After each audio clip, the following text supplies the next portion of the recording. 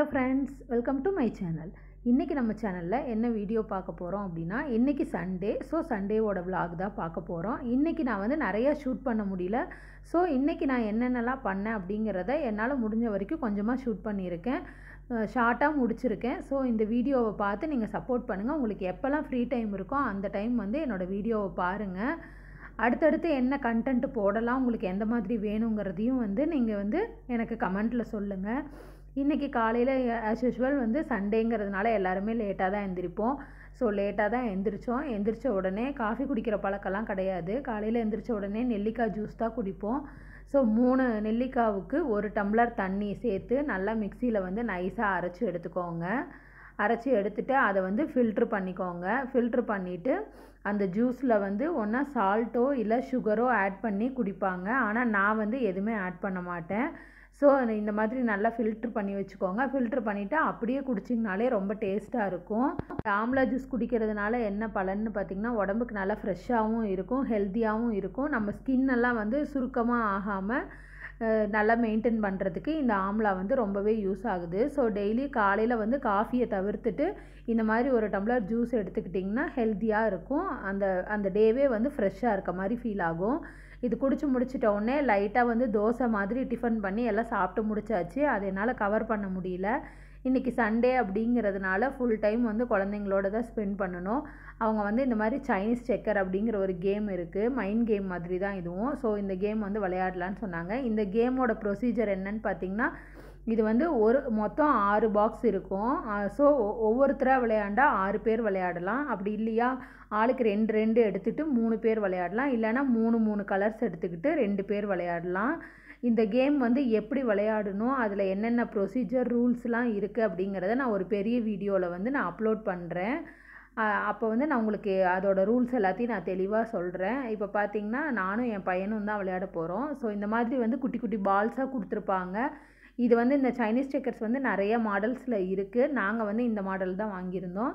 So இதை வந்து எப்படி வந்து அரேஞ்ச் பண்ணோம் அப்படின்னு பார்த்திங்கன்னா, இதில் வந்து 6 கலர்ஸ் கொடுத்துருக்காங்க.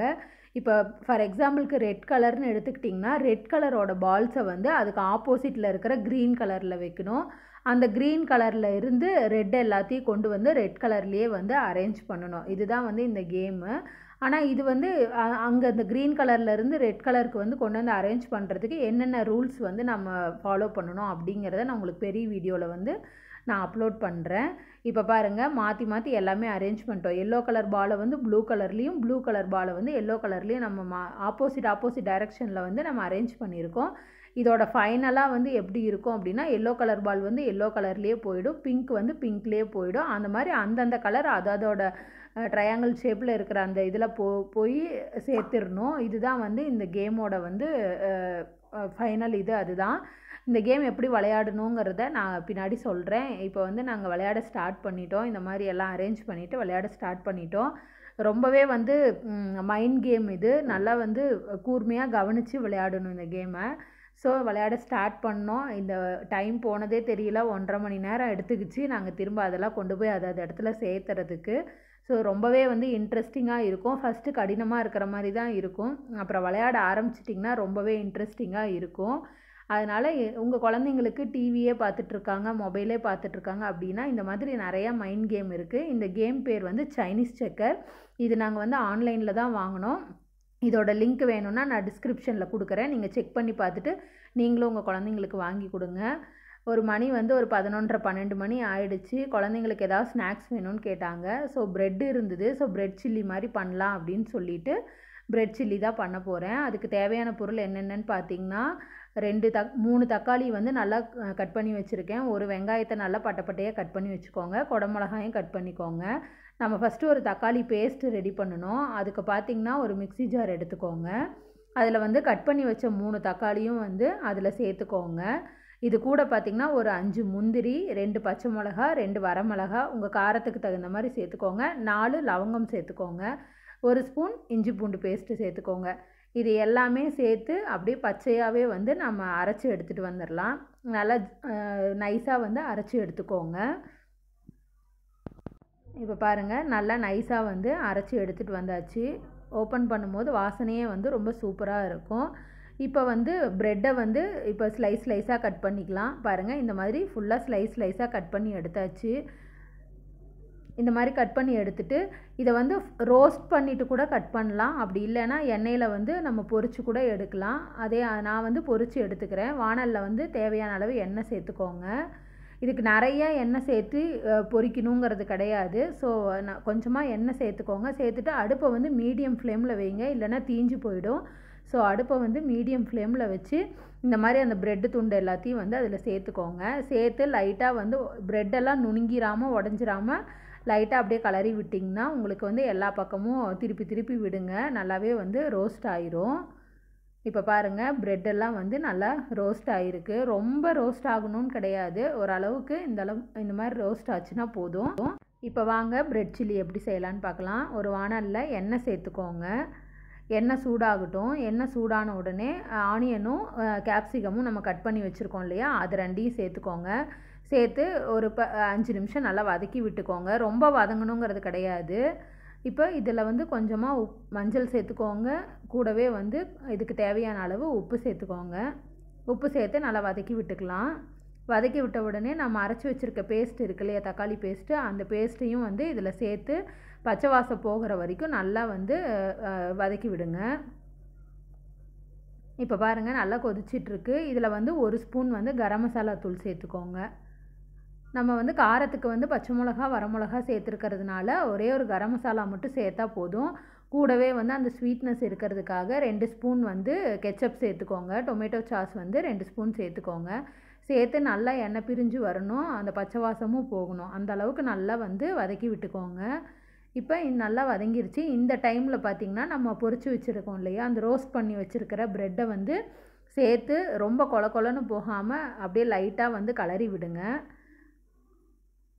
பாருங்கள், கலரி விட்டிங்கன்னா சூப்பரான ப்ரெட் சில்லி வந்து ரெடி ஆகிடுச்சு. பார்க்குறதுக்கே ரொம்ப சூப்பராக இருக்குது.